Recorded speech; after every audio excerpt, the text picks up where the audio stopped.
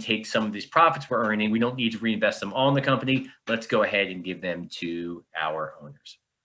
So that's, and GameStop's been around. I think GameStop was founded in '86, if I believe.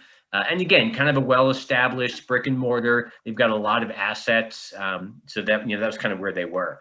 We'll see if that happens. And generally it's a bad sign if a company reduces its dividend, because that's generally a sign that things aren't doing well. And what happens very often is a company will lower their dividend, and that will drive the stock price down, because that's now a signal that maybe things aren't as good as possible. And we saw that with American Airlines and Carnival Cruise Lines starting in the spring for obvious reasons, because they were doing zero business. So both of those companies had eliminated their dividends. American Airlines been around forever.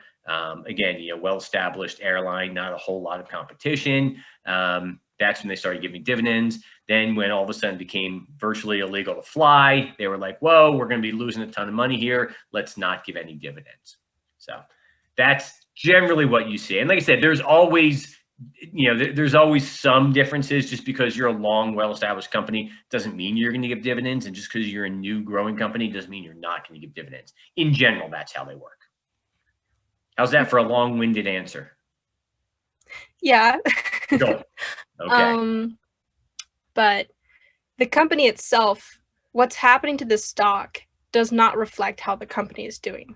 Correct. Because it's completely different. But the way that the dividends are kind of the company's link to their stock. So is the dividend yield, it's a percentage of the stock price, right? Yeah, so you take the dividend, you put it over the stock price. So what you'll see is because the stock price had skyrocketed, the dividend yield is going to go way, way, way down. So dividend yield doesn't have that's not going to change the dividend. That's just how you compare it to something else. So the way you would compare to stocks, if you want to say, should I buy Dynex Capital, which has about an 18% dividend yield right now, versus GameStop, which I think was like at less than 1% after their spike. That's how you can compare, if I'm going to invest my money, what's my actual return that I'm getting? Because you don't want to compare dollar amounts, because you've got very different dollar amounts in the stock price. So you compare yield, that allows you to compare two different things. Does that make sense? And that's the concept of yield. If you further your education in finance at all, you use yield to compare all different kinds of investments. So you could compare dividend yield to the yield of a bond, which is just debt that you take on, to the yield of a, you might have a savings account that gives you 1%. That's going to be your yield. So that's how you compare investments, by looking at the yield rather than looking at the dollar amount you get back. Excellent question. Cool. Any other questions? All right. I thought that was interesting. Hopefully you guys got a little bit out of that. I like talking about that kind of stuff when it comes up, because it also fits into the class. All right. So we're going to spend the next 3 classes. Oh, and the other thing was, I mentioned that we're going to, or I was going to kind of rearrange the schedule because I wanted to get that GameStop lecture in there. I updated the syllabus with the course calendar. Basically, everything is just pushed back one day. And we're going to start compressing at the end of class. So nothing changed as far as what we're going to cover. It's just everything is now going to happen a day later than we originally planned. And all that information, if you go on to your Canvas homepage, the syllabus is there with the course calendar. You can download that as well. I will also be giving you updates every class about what to expect over the next couple of weeks. But if you want to look at the calendar, it's there. And like I said, not much has changed. Everything just pushed back. Because that's what we can do when this kind of stuff happens. We've got that kind of power, which is good. I don't have anything I have to cover, so we can throw this stuff in there. All right, what we're going to cover over the next 3 classes is taxes. And I can see the excitement in your eyes now. We're going to spend 3 full days on taxes. So there is a very specific reason behind this.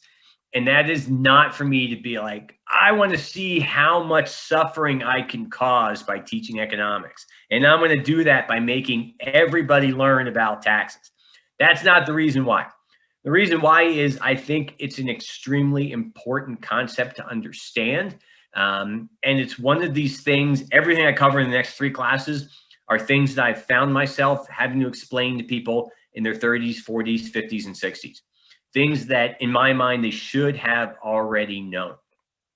And that's why it's important. Here's something, taxes, if you add up all the taxes you're going to pay in your entire life, you're looking at numbers that are going to be in the hundreds of thousands of dollars. That's a lot of money.